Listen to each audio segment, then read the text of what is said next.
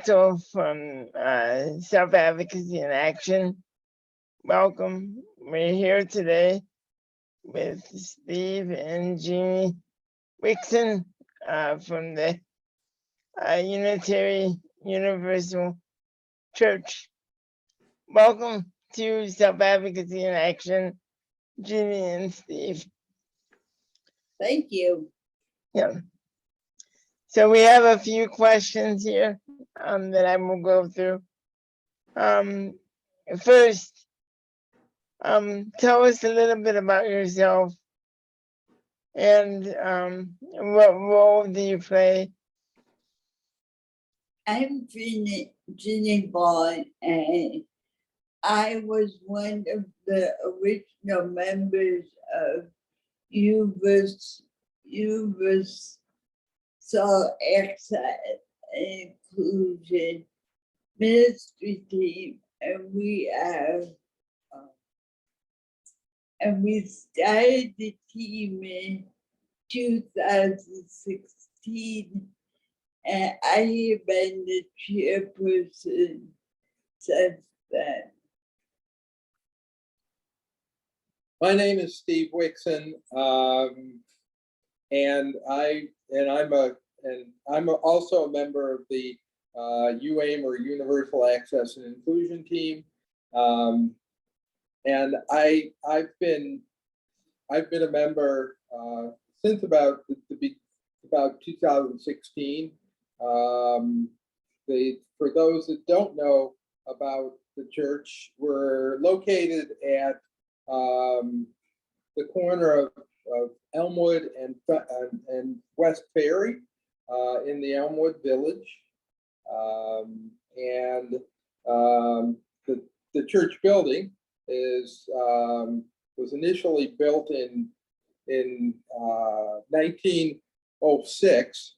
It was finished in 1906, so it's a large stone structure, and initially, the entrances only had steps into the church. Now you made some modifications to your church. Do you want to talk about what they were? In 2000, about 2000 or 2001, we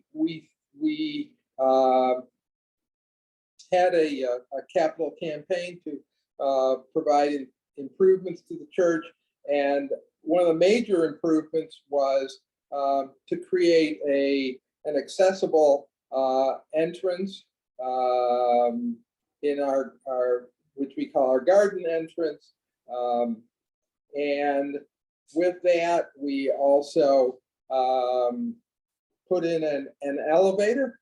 It's a small elevator, a bit slow, but an elevator nonetheless, which provides access to all four floors of the church, including the sanctuary. So about the end of 2017, we proposed to the board of directors that we wanted the sanctuary to be more accessible for people that use walkers and mobility devices. Before this, the fire department said walkers and people with mobility devices could not sit in the aisles near their friends or relatives. They all had to sit in front of the pews all in a row, so people would know that we were all disabled. So which I thought were really stupid, because if there was a fire, I would want my walker near me, not 5 rows in front of me. Now for the, I know some modifications were made in the church itself with the pews and everything like that. How did the church community come up with that idea? And was it challenging to make that happen? The the UAIM committee ministry team decided that proposed that we as a congregation create alternate seating, which would allow access for easy access for folks with mobility devices of all kinds. So we proposed that idea to the Board of Trustees, and we also had a number of 2 informational sessions with any members of the congregation that wanted to come, and we talked about the issue of creating spaces for folks with mobility devices, and there was some concerns about the aesthetics of the church. Church, as I said, is over 110 years old, and it's really quite beautiful inside, and the pews are very attractive, and people were concerned about how it would look if we changed the pews. So we were, so there was a concern about that. But ultimately, one of our members, one of the committee, her main response to that was, do we value people, or do we value the look of the church, and Do we value more? which of those do we value more? And so I think that brought into focus what that we wanted to have people comfortable. Whoever were to walk through our doors or roll through our doors, as it might be, we wanted those folks To feel included in our service. So the pews clouds our space in the sanctuary, so you don't all have to sit in the same section of the church. there. We made a conscious decision that there would be varied seating locations. So what we did was we fortunately we were able to hire a contractor who actually lives in Clarence, and he has done work. He's done work at the where he's done tables at the White House. He did he's done work at Gray Cliff, and also has done things at the Basilica in Lackawanna. So he's a true craftsman. So we were fortunate to be able to get him to hire him to do our contracting. So we identified where we wanted the seating, and again, the seating was in various parts of the sanctuary, so people could choose where they might want to sit. So we took a pair of pews and shortened the length. So there's a section where folks can sit in their mobility devices or move to the pews. We were very conscious to shorten the end of the pew so that people who are sitting in a mobility using a wheelchair, for instance, could sit with a companion or companions, and not be blocked by the end of the pew. So the pew, so the end of the pew is shortened, and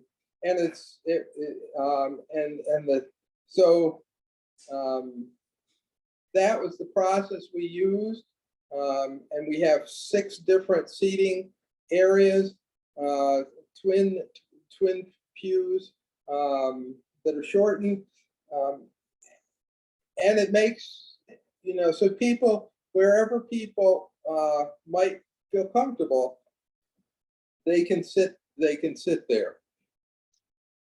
Well, I can say for myself, I am very impressed that the church you belong to made that commitment. And that is very important to include people with disabilities into the community, not only the community, but the faith-based community. No, as we know, that kind of stuff can be a little bit expensive. So what did you do as far as funding did you do any fundraising, any events, or how did you procure that funding? Well, we proposed it to the board, and they gave us some funding,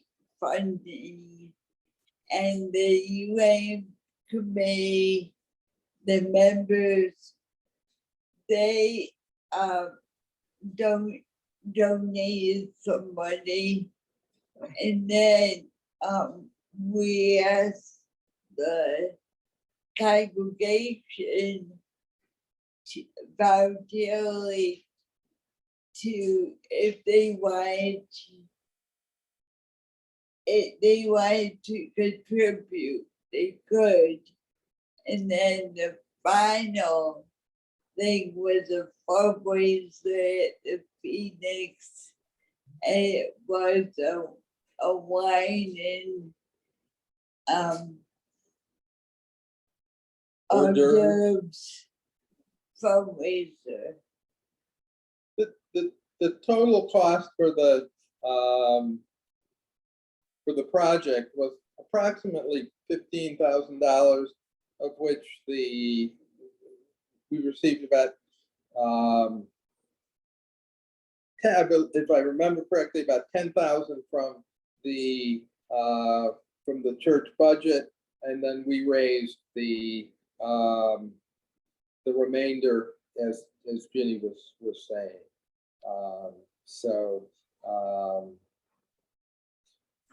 And just a point to make, Sam, the Unitarian Church does not have, we do not have a creed like many other churches. We do have, we do have, Seven principles. we have 7 principles. The first principle is the inherent worth and dignity of every individual.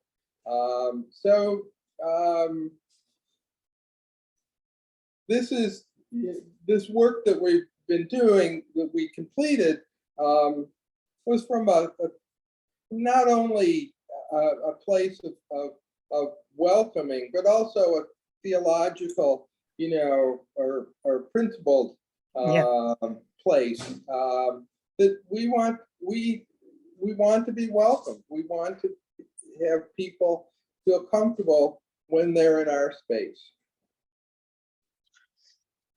Just a final question for both of you.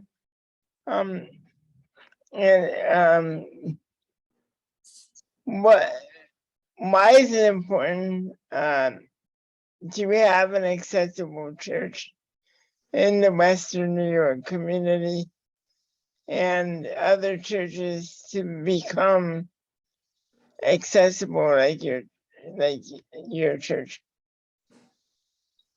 Well, I think Steve said,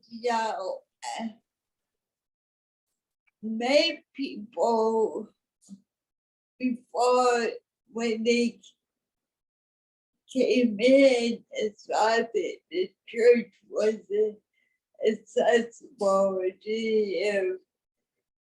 the highest row at the front of the church, it turned them off, and they didn't come back. And we wanted to be more welcoming, and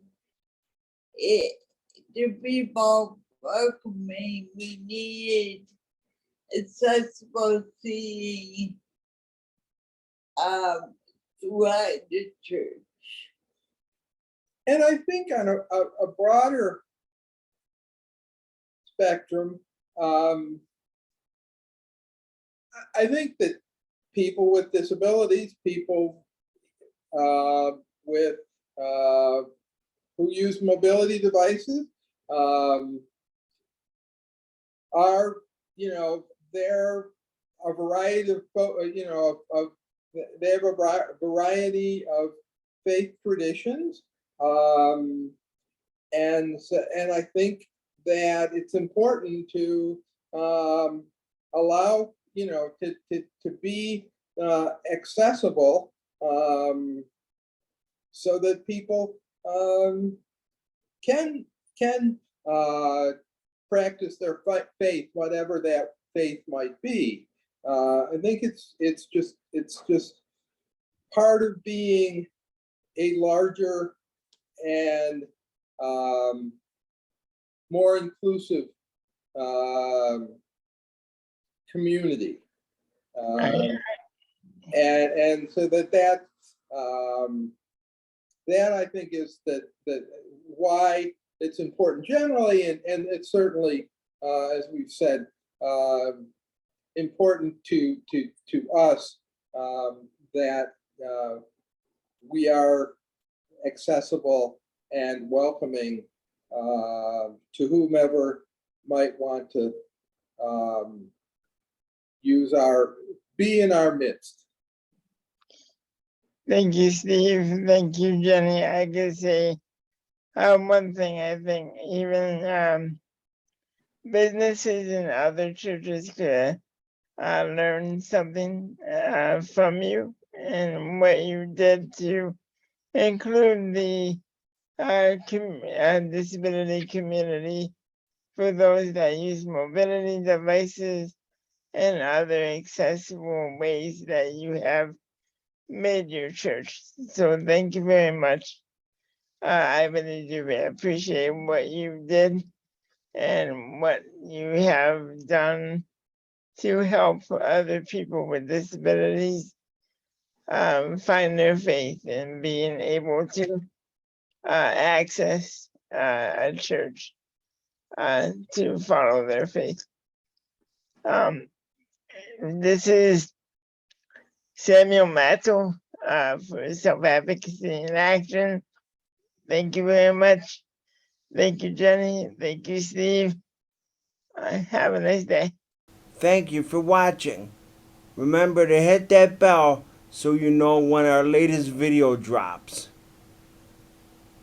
Also, like us on Facebook, follow us on Twitter, and you could reach us on our landing page at essayinaction.com. That's essayinaction.com.